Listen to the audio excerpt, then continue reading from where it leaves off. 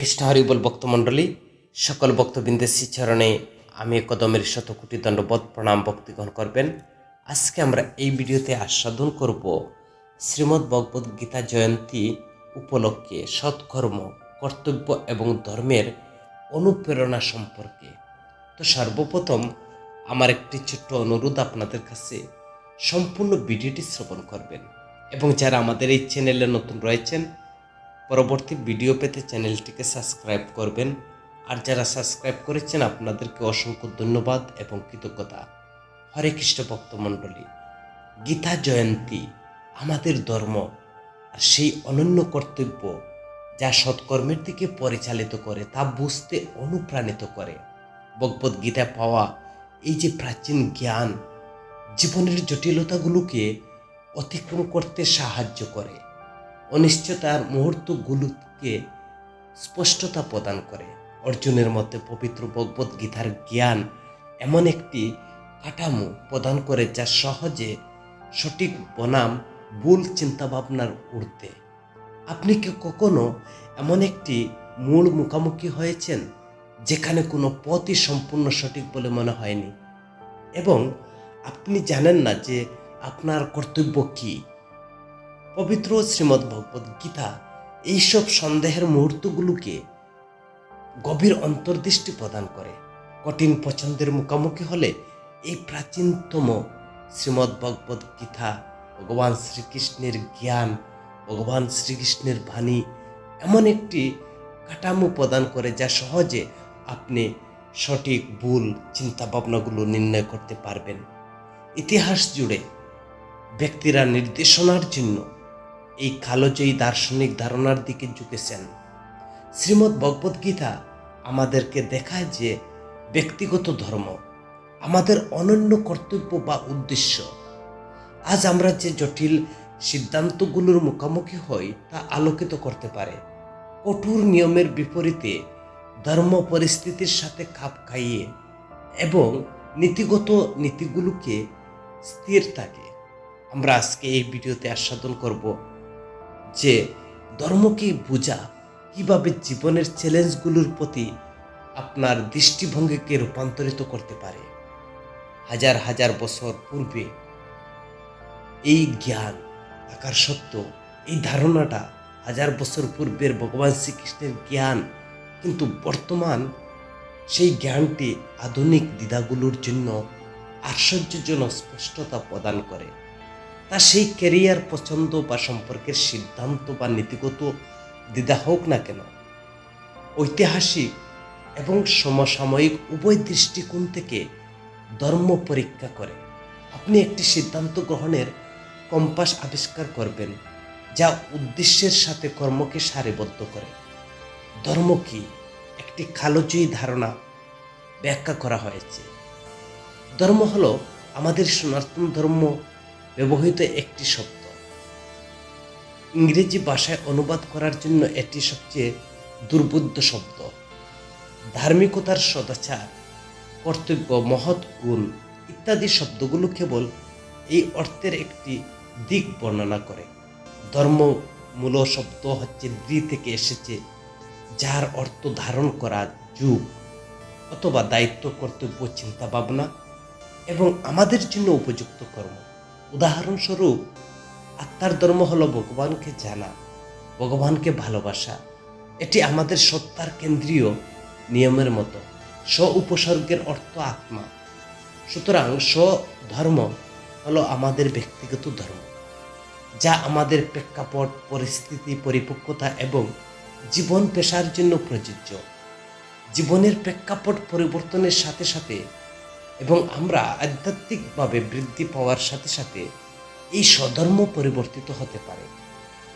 পরমেশ ভগবান শ্রীকৃষ্ণ বারবার অর্জুনকে বলছেন তার স্বধর্মের কথা, তার পেশা অনুসরণ করতে বলেন এবং অন্য কিছু করছে বলে তা পরিবর্তন না করতে বলেন।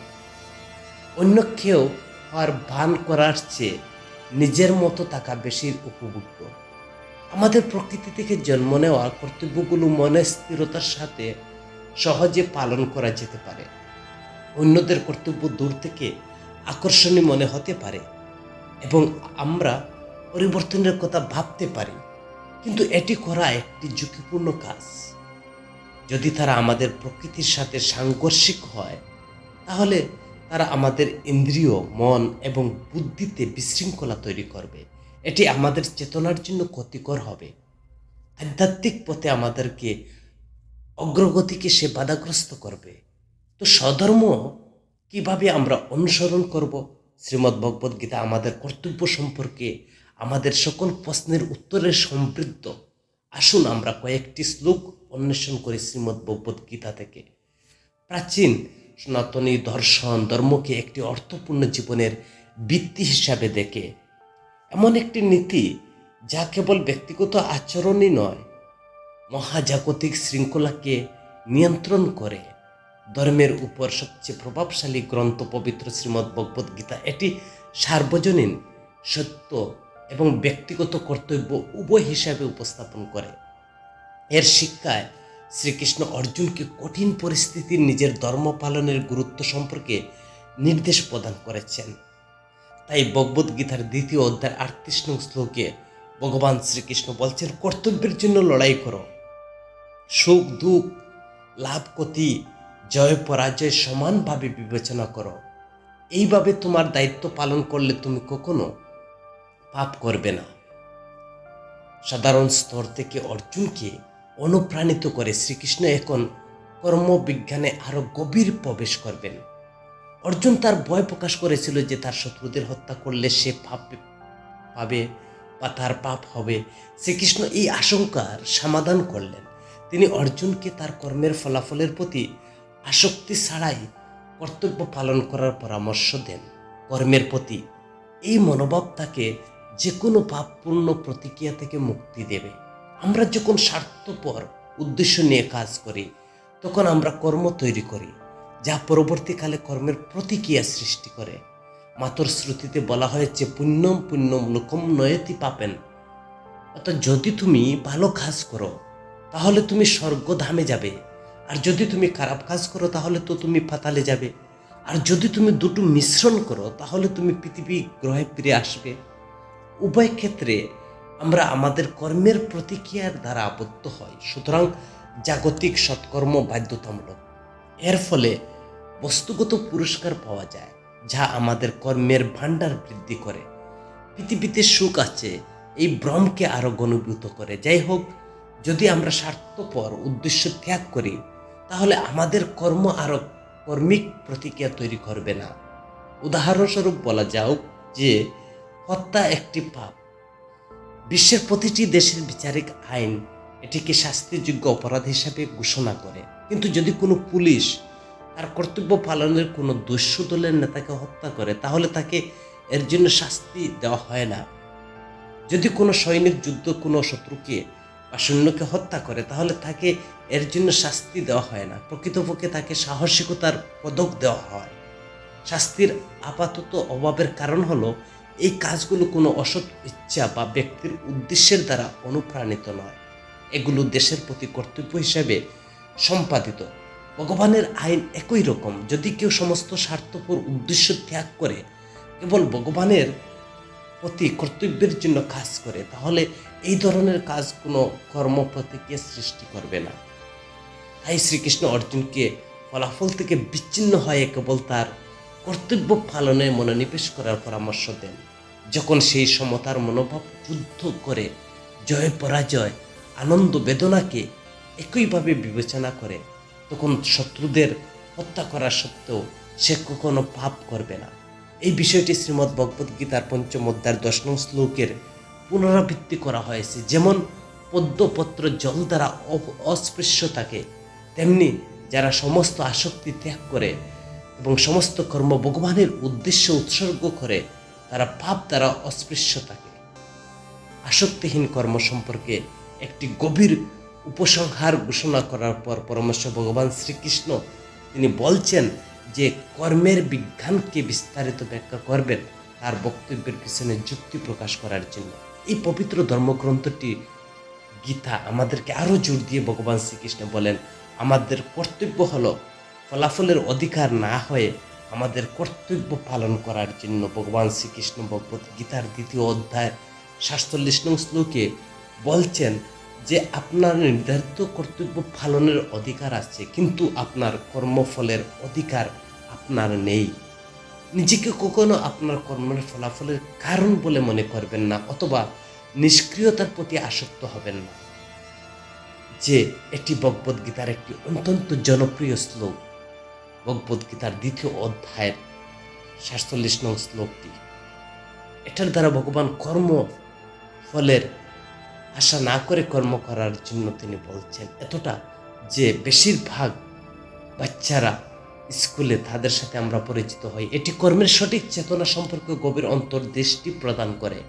কর্মযোগের বিষয় নিয়ে আলোচনা হলে প্রায় এটি উদ্ধৃত করা হয়।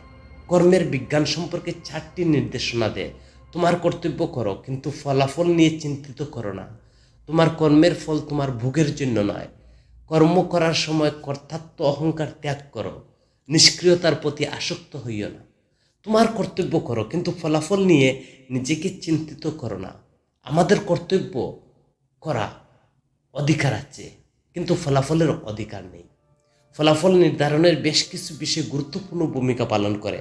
আমাদের প্রচেষ্টা, নিয়তি, আমাদের অতীত কর্মফল, ভগবানের ইচ্ছা, অন্যদের প্রচেষ্টা, জড়িত ব্যক্তিদের ক্রমবর্ধমান কর্মফল, স্থান এবং পরিস্থিতি, ভাগ্যের বিষয় ইত্যাদি। এখন যদি আমরা ফলাফলের জন্য উদ্বিগ্ন হই, তাহলে যখন ফলাফল আমাদের প্রত্যাশা অনুযায়ী না হয় তখন আমরা উদ্বেগ অনুভব করব। তাই পরমেশ্বর ভগবান শ্রীকৃষ্ণ অর্জুনকে বলছেন যে ফলাফলের জন্য উদ্বেগ ত্যাগ করা, কেবল একটি ভালো কাজ করার উপর মনোনিবেশ করার পরামর্শ দেন। বাস্তবতা হলো, যখন আমরা ফলাফল সম্পর্কে উদ্বিগ্ন থাকি তখন আমরা সম্পূর্ণরূপে আমাদের প্রচেষ্টার উপর মনোনিবেশ করতে সক্ষম হই এবং ফলাফলের আগের চেয়ে ভালো। অধিকন্তু শ্রীকৃষ্ণ ঘোষণা করলেন ভগবত গীতার 3য় অধ্যায়ের 35 নং শ্লোকে, অন্যের নির্ধারিত কর্তব্য নিখুঁতভাবে পালন করার চেয়ে ত্রুটিপূর্ণ হলেও নিজের নির্ধারিত কর্তব্য পালন করা অনেক ভালো। প্রকৃতপক্ষে অন্যের বিপদ ভরা পথ অনুসরণ করার চেয়ে নিজের কর্তব্য পালনের সময় মৃত্যুবরণ করা শ্রেয়। এটি ধর্মের একটি অপরিহার্য দিক তুলে ধরেছেন। প্রতিটি ব্যক্তির জন্য তার প্রকৃতি এবং জীবনের অবস্থানের উপর ভিত্তি করে অনন্য শ্রেয়ান স্বধর্ম বিগুণ পরধর্ম অনুষ্ঠিতম স্বধর্ম নিধনম শ্রেয় পরধর্ম ভয়াবহ। ধর্ম শব্দটি 4বার ব্যবহৃত করা হয়েছে এই শ্লোকে। ধর্ম শব্দটি আমাদের সনাতন ধর্ম এবং অন্যান্য ধর্মেও ব্যবহৃত হয়, কিন্তু ইংরেজি ভাষায় অনুবাদ করা সবচেয়ে দুর্ভাগ্য।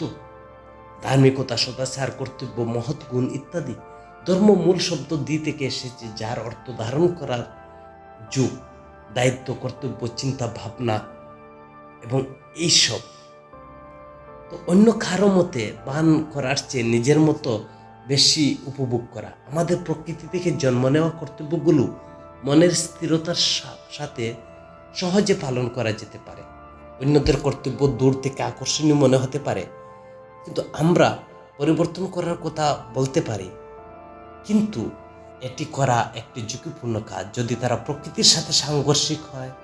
আমাদের ইন্দ্রিয়, মন এবং বুদ্ধিতে বিশৃঙ্খলা সৃষ্টি করবে। এটি আমাদের চেতনার জন্য ক্ষতিকারক হবে, আধ্যাত্মিক পথে আমাদের অগ্রগতিকে বাধাগ্রস্ত করবে। শ্রীকৃষ্ণ এই বিষয়টি নাটকীয়ভাবে জোর দিয়ে বলেছেন যে অন্যের কর্তব্য পালনের অস্বাভাবিক অবস্থান থাকার চেয়ে নিজের কর্তব্য পালনে বিশ্বস্ততার সাথে মৃত্যুবরণ করাই ভালো। ভগবানের উদ্দেশ্য যারা তার কর্ম উৎসর্গ করে, সমস্ত আসক্তি ত্যাগ করে, তারা পাপ দ্বারা অস্পৃশ্য থাকে। ঠিক যেমন পদ্মপত্রে জল দ্বারা অস্পৃশ্য থাকে, এটি হচ্ছে আত্মার ধর্ম। ভগবানকে ভালোবাসা আর সেবা করা। ব্রাহ্মণ্য কর্মাণি সঙ্গম ত্যক্ত করতি য। যে পদ্ম ফুলের উপমা প্রচুর পরিমাণে পাওয়া যায় আমাদের ধর্মগ্রন্থের মধ্যে। ভগবানের দিব্য দেহের বিভিন্ন অংশ বর্ণনা করার সময় এই শব্দটি সম্মানজনক উপাধি হিসাবে ব্যবহৃত হয়। এতেব চরণ কমল অর্থ পদ্মের মতো পা। কমল নেক্য অর্থ হচ্ছে পদ্মের মতো চোখ, কর কমল অর্থ পদ্মের মতো হাত ইত্যাদি। পদ্ম ফুলের আরেকটি শব্দ হলো পঙ্কজ, যার অর্থ খাদা থেকে জন্ম নেওয়া। পদ্ম ফুলের হ্রদে তলদেশে পাওয়া খাদা থেকে জন্মায়, তবুও একটি জলের উপরে উঠে সূর্যের দিকে স্পস্ফটিত হয়। সংস্কৃত সাহিত্যে পদ্ম ফুলকে প্রায় এমন কিছু উদাহরণ হিসেবে ব্যবহার করা হয়। ময়লার মধ্যে জন্মগ্রহণ করেও সুন্দর বিশুদ্ধতা বজায় রেখে তার উপরে উঠে আসে। পদ্ম গাছের বড় পাতা যা থাকে হ্রদের জলের পৃষ্ঠের উপরেও ভেসে থাকে। তো আমরা দেখেছি বিভিন্ন গ্রামগুলোতে পদ্ম পাতাগুলো থালার তৈরি ব্যবহৃত হয়, কারণ এগুলো জলরোধী। তার উপর ঢেউ দেওয়া তরল ভিজে যায় না, বরং বেরিয়ে যায়। পদ্ম পাতার সৌন্দর্য হলো, যদি পদ্ম তার জন্ম, বৃদ্ধি, পুষ্টি, জলের জন্য দায়ী, পাতাটি নিজেকে ভেজা হতে দেয় না। পদ্ম পাতায় ঢেলে দেওয়ার জন্য যে জল পাশ দিয়ে বেরিয়ে যায়, কারণ এর পৃষ্ঠে ছোট ছোট লোম গজায়। পদ্মপত্রের সুন্দর উপমার সাহায্যে পরমেশ্বর ভগবান শ্রীকৃষ্ণ বলছেন, যেমন একটি হ্রদের পৃষ্ঠের উপরে ভেসে থাকে কিন্তু জলে নিজেকে ভেজাতে দেয় না, তেমনি কর্মযোগীরা সকল প্রকার কর্ম সম্পাদন করলেও পাপ দ্বারা অস্পৃশ্য থাকে, কারণ তারা দিব্য চেতনার তাদের কর্ম সম্পাদন করে।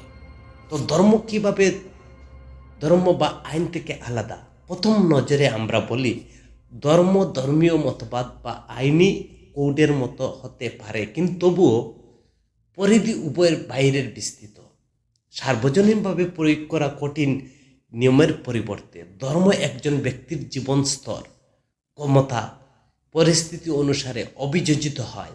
তদুপরি বাহ্যিক কর্তৃক আরোপের পরিবর্তে ধর্ম সঠিক কর্মের নির্দেশনা প্রদান করে।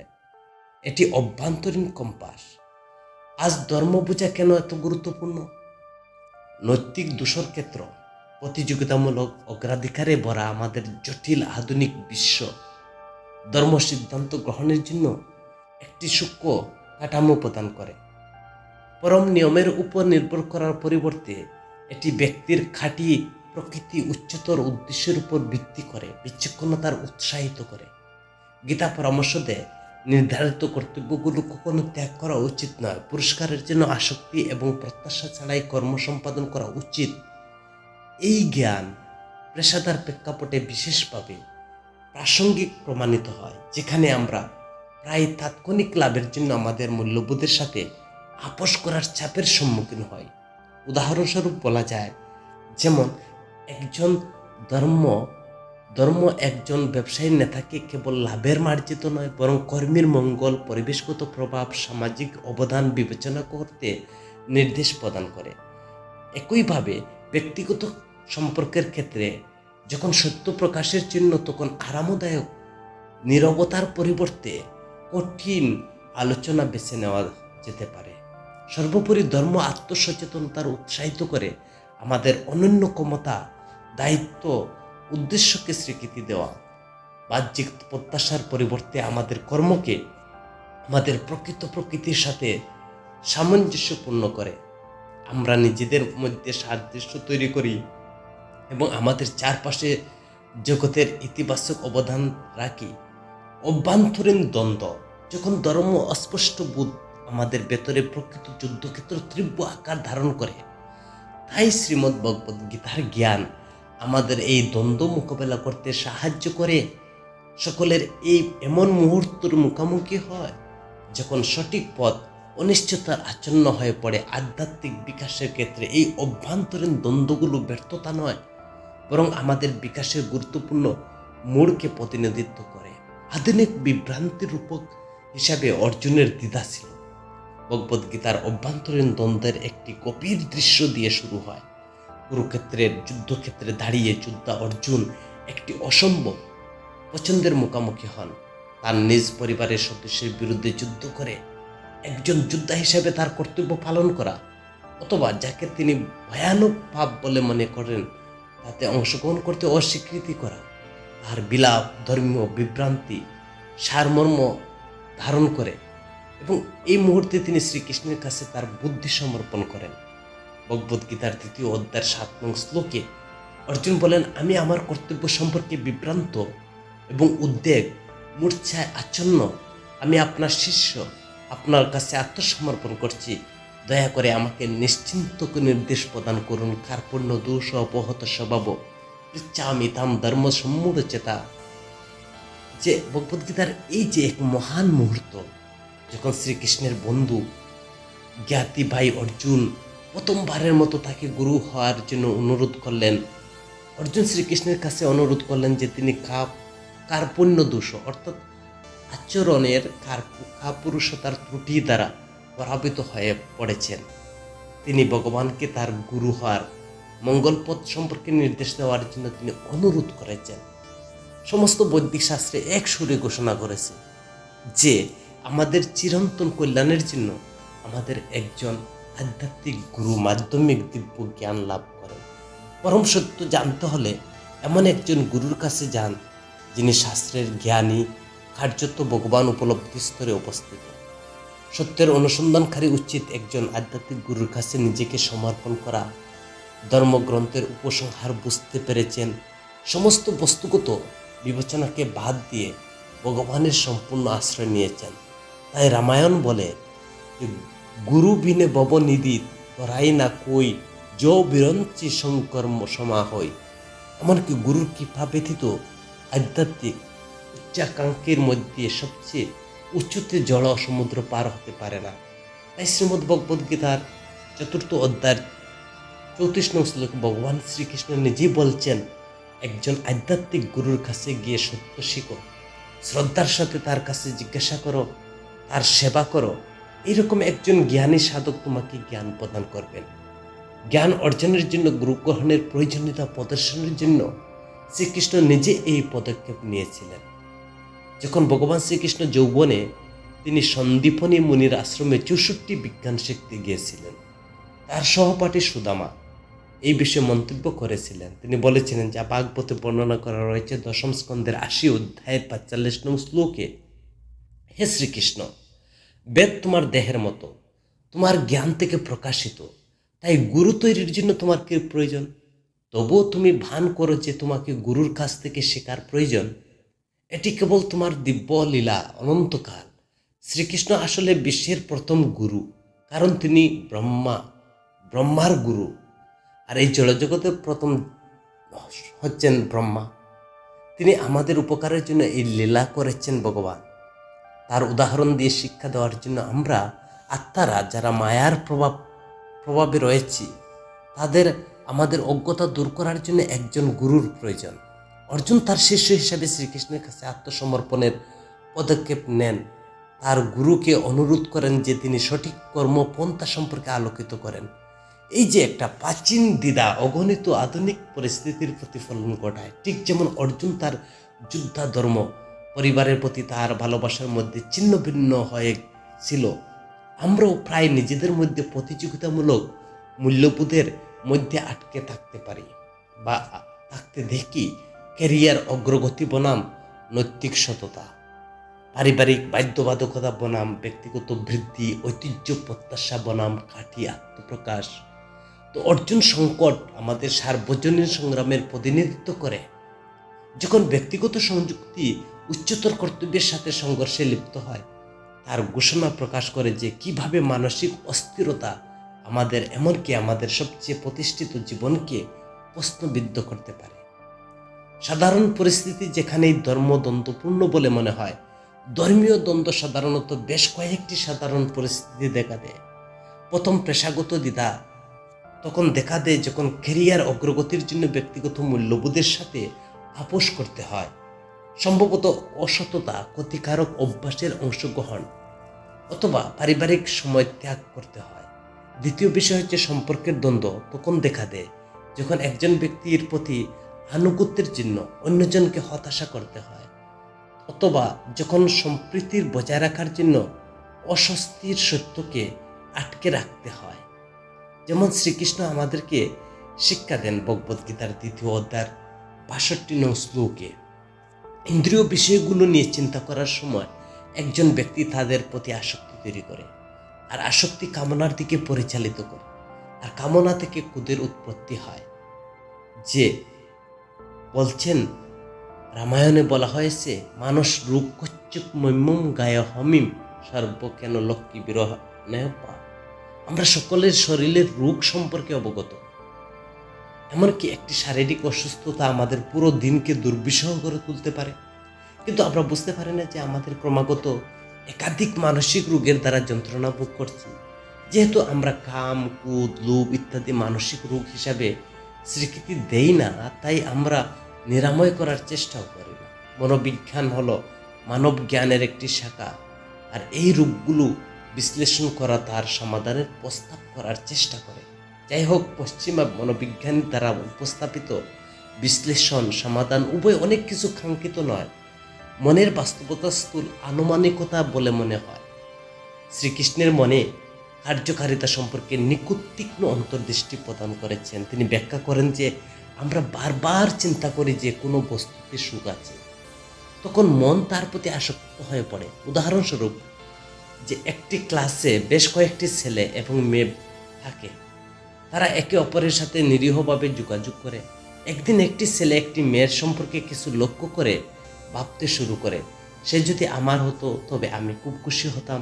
যখন সে ক্রমাগত এই চিন্তাটি মনের ভিতরে পুনরাবৃত্তি করে, তখন তার প্রতি আসক্তি হয়ে পড়ে। সে তার বন্ধুদের বলে যে সে তার প্রেমের পাগল। সে পড়াশোনা করতে অক্ষম, কারণ তার মন বারবার ওই দিকে যাচ্ছে। বন্ধুরা তাকে উপহাস করে, সবাই তাকে ক্লাসের সাথে যোগাযোগ করে, কিন্তু কেউ তার জন্য পাগল নয়। কেন? সে তার ঘুম নষ্ট করেছে, তার কারণে তার পড়াশোনা নষ্ট করেছে। আসল কথা হলো, সে বারবার ভাবছিল সেই মেয়েটির মধ্যে সুখ আছে, এবং তাই তার মন তার প্রতি আসক্ত হয়ে পড়ে। এখন আসক্তি নিজেই বেশ নিরীহ মনে হয়। সমস্যা হলো, আসক্তি থেকে আকাঙ্ক্ষা আসে। আর যদি কেউ পানির প্রতি আসক্ত হয়, তাহলে পানির আকাঙ্ক্ষা বারবার মনে আসে। আর যদি কেউ সিগারেটের প্রতি আসক্ত হয়, তাহলে সিগারেট খাওয়ার আনন্দে চিন্তা বারবার মনে আসে, যার ফলে সেগুলোর প্রতি আকাঙ্ক্ষা তৈরি হয়। এইভাবে আসক্তি কামনার দিকে পরিচালিত করে। একবার ইচ্ছা তৈরি হলে এটি আর দুটো সমস্যার জন্ম দেয়। যদি একবার একটা ইচ্ছা তৈরি হয়ে যায় না, তাহলে আপনাকে দুটো সমস্যা তৈরি করে দেবে, লোভ এবং ক্রোধ। লোভ ইচ্ছা পূরণ থেকে আসে, আর জিমি লাভ লোভ অধিকার। রামায়ণ বলছে, যদি তুমি ইচ্ছা পূরণ করো তবে তার থেকে লোভের দিকে পরিচালিত করো। তাই ইচ্ছাকে তৃপ্ত কখনো তা দূর করা যায় না। ভাগবতে নবম অধ্যায়ের 19 অধ্যায়ে, নবম স্কন্ধের 19 অধ্যায় 13 নং শ্লোকে, যখন একজন ব্যক্তি পৃথিবীর সমস্ত সম্পদ, বিলাসিতা, ইন্দ্রিয়গত বিষয়গুলো পেয়েও তার ইচ্ছা তৃপ্ত হয় না, তো এটি দুঃখের কারণ। যেন একজন বুদ্ধিমান ব্যক্তির ইচ্ছা ত্যাগ করা উচিত। অন্যদিকে যদি ইচ্ছা পরিপূর্ণতা বাধাগ্রস্ত হয়, তবে কি হয়? এটি ক্রোধের জন্ম হয়। মনে রাখবেন যে ক্রোধ নিজে থেকে উদ্ভূত হয় না, এটা আকাঙ্ক্ষার বাধা থেকে তৈরি হয়, আকাঙ্ক্ষার আসক্তি থেকে উদ্ভূত হয়। যখন আসক্তি ইন্দ্রিয়গত বিষয়গুলো চিন্তা ভাবনা থেকে উদ্ভূত হয়, এইভাবে আমরা দেখতে পাই যে ইন্দ্রিয়গত বিষয়গুলো সুখের চিন্তা করার সহজ কাজ কিভাবে লোভ, ক্রোধের যমজ রোগের দিকে পরিচালিত করে। শ্রীকৃষ্ণ এই শৃঙ্খলাটি আরও আমাদেরকে ক্রোধে পরিণত করে, সেটা আমাদেরকে বোঝাচ্ছেন। ফলস্বরূপ অনেকে নিজেদেরকে জিজ্ঞাসা করতে দেখেন, আমরা কি আকাঙ্ক্ষার চেয়ে কর্তব্যকে অগ্রাধিকার দেওয়া উচিত? পারিবারিক প্রত্যাশার চেয়ে ব্যক্তিগত বিকাশকে, সম্প্রতির চেয়ে সত্যকে? এই যে প্রশ্নগুলো সার্বজনীন উত্তর নেই। ব্যক্তিগত ধর্মের বিচক্ষণ বা এর মাধ্যমে আমরা এগুলোর সমাধান করতে পারবো। আবেগ কিভাবে সিদ্ধান্ত গ্রহণকে আচ্ছন্ন করে? আবেগগত আসক্তি প্রায় স্পষ্ট সিদ্ধান্ত গ্রহণকে অস্পষ্ট করে তোলে। আর এই আবেগগত অস্থিরতা, তা ভয়, আসক্তি, রাগ, সুখ যাই হোক না কেন, ধর্মীয় স্পষ্টতার প্রতি বিভিন্ন বাধা তৈরি করে। প্রাথমিকভাবে ফলাফলের প্রতি আসক্তি সঠিক কর্মের উপর মনোযোগ দেওয়ার পরিবর্তে ফলাফল সম্পর্কে উদ্বেগের দিকে পরিচালিত করে। পরবর্তীকালে সমালোচনা বা ব্যর্থতার ভয়ে সিদ্ধান্ত গ্রহণে অচল করে দিতে পারে।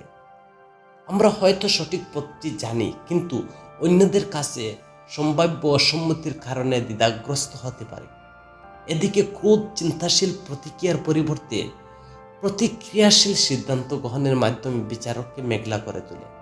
তো ভগবান শ্রীকৃষ্ণ তিনি সতর্ক করে বলছেন ভগবদ্গীতার 2য় অধ্যায়ের 63 নং শ্লোকে, কুদ বিচারককে মেঘলা করে তুলে, যার ফলে স্মৃতি বিভ্রান্ত হয়। আর যখন স্মৃতি বিভ্রান্ত হয় তখন বুদ্ধি ধ্বংস হয়, আর যখন বুদ্ধি ধ্বংস হয় তখন মানুষ ধ্বংস হয়। রাগ বিচার বিবেচনা দুর্বল করে দেয়। ঠিক যেমন সকালে কুয়াশা সূর্যের আলোর উপর একটি আবরণ তৈরি করে, রাগের মধ্যে মানুষ এমন ভুল করে যার জন্য তারা পরে অনুশোচনা করে, কারণ আবেগের দুয়ার বুদ্ধির আচ্ছন্ন হয়ে যায়। মানুষ বলে, সে আমার থেকে 20 বছরের বড়, আমি কেন তার সাথে কথা বললাম, আমার কি হয়েছে। যা ঘটেছিল তা হলো বিচার ক্ষমতা রাগের দ্বারা প্রভাবিত হয়েছিল। তাই একজন বয়স্ক তিরস্কার করা ভুল করা হয়েছিল। যখন বুদ্ধি আচ্ছন্ন হয় তখন এটি স্মৃতির বিভ্রান্তির দিকে পরিচালিত করে। আর ব্যক্তি যখন তার সঠিক আর কি ভুল ভুলে যায়, আবেগের ঢেউয়ের সাথে প্রবাহিত হয়, সে তখন নিম্নগামী অবতরণ অব্যাহত থাকে।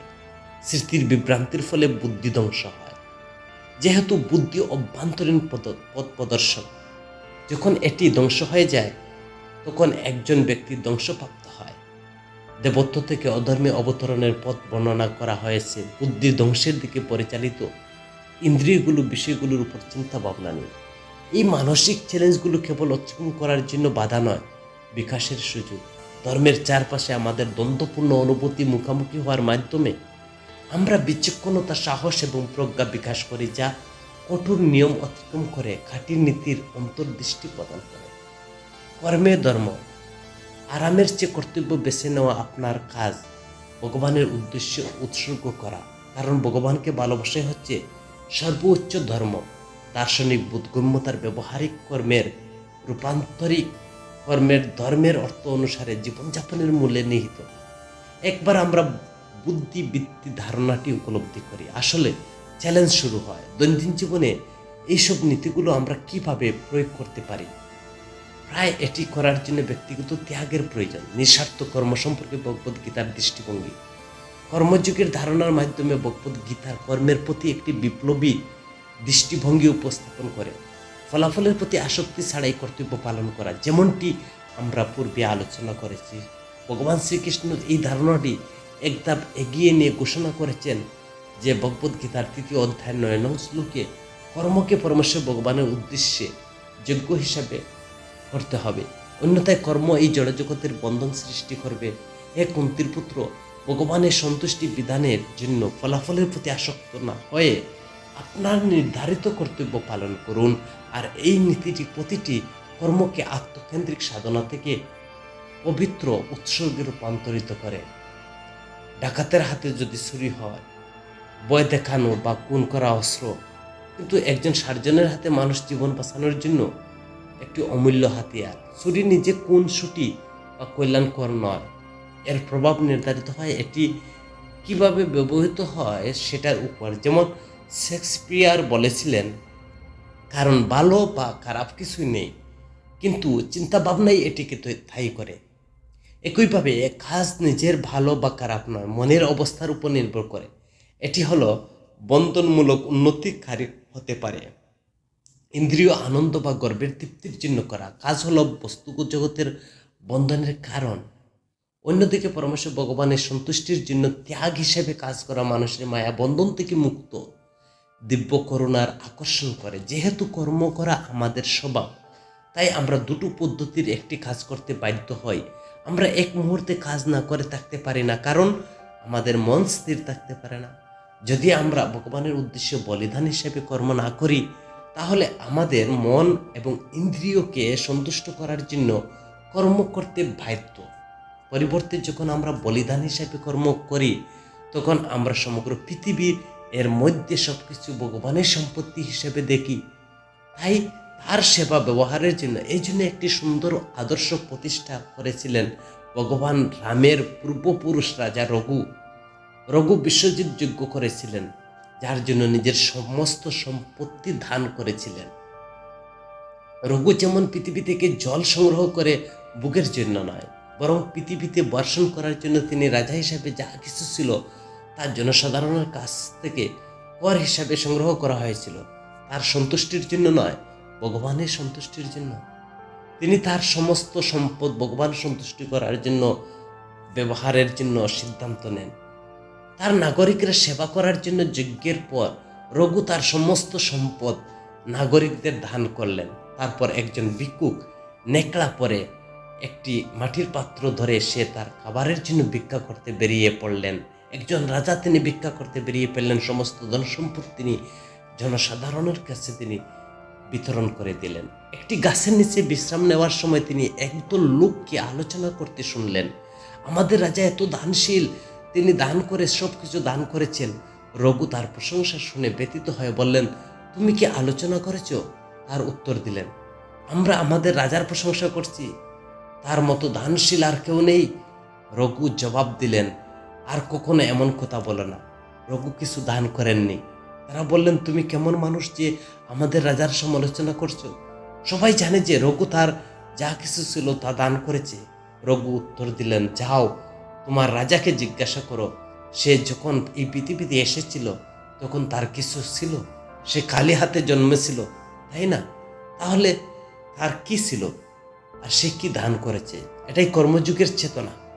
যখন আমরা পৃথিবীর সমগ্র ভগবানের সম্পত্তি হিসেবে দেখি, ভগবানের সন্তুষ্টির জন্য, তারপর আমরা আমাদের কর্তব্য আমাদের মন ইন্দ্রিয়কে সন্তুষ্টি করার জন্য নয়, ভগবানকে সন্তুষ্টি করার জন্য। ভগবান বিষ্ণুর প্রচেতার এই নির্দেশ প্রদান করেছিলেন, যা ভাগবতের 4th স্কন্ধের 30 অধ্যায়ের 19 নং শ্লোকে সিদ্ধ কর্মযোগীরা তাদের গৃহস্থালী কর্তব্য পালন করার সময় আমাকে সকল কর্মের ভোক্তা জেনে সমস্ত কর্ম আমার কাছে যোগ্য হিসাবে পালন করে, এবং তারা অবসরের সময় আমার মহিমা শ্রবণ জপ করে ব্যয় করে।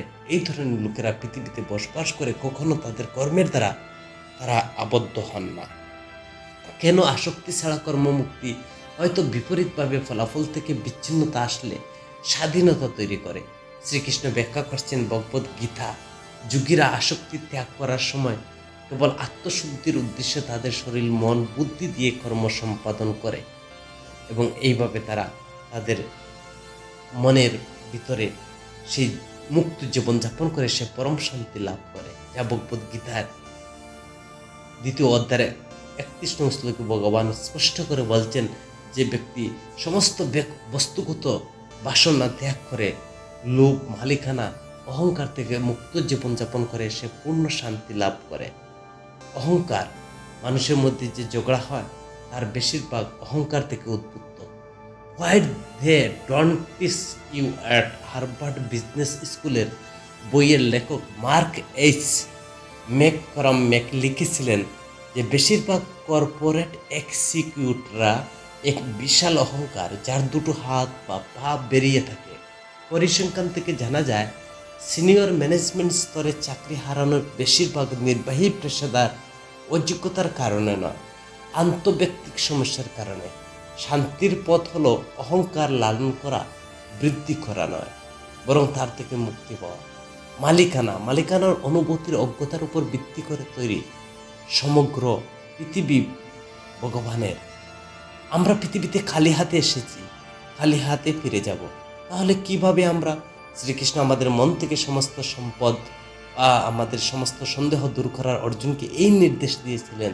ভগবদ্গীতার 3য় অধ্যায়ের 30 নং শ্লোকে, সমস্ত কর্ম আমার উদ্দেশ্যে উৎসর্গ করো, আর সর্বদা আমাকে পরমেশ্বর ভগবান হিসেবে কামনা স্বার্থপর থেকে মুক্ত হও, আর তোমার মানসিক দুঃখ দূর করো, যুদ্ধ করো। স্বার্থের পরিবর্তে আমরা আমাদের জন্য ভগবানের পরিকল্পনার সেবা, আমাদের জন্য অনন্য প্রতিভা অবদান রাখার জন্য উদ্দেশ্য খুঁজে পাই। ভগবদ্গীতায় ভগবান শ্রীকৃষ্ণ আমাদেরকে এই যে জ্ঞান প্রদান করছেন, তা আধুনিক যুগেও আমাদের অত্যন্ত প্রয়োজনীয়তা। শ্রীকৃষ্ণের একটি বিষয় ব্যাখ্যা করেন, অবশেষে সারসংক্ষেপে উপস্থাপনা করেন।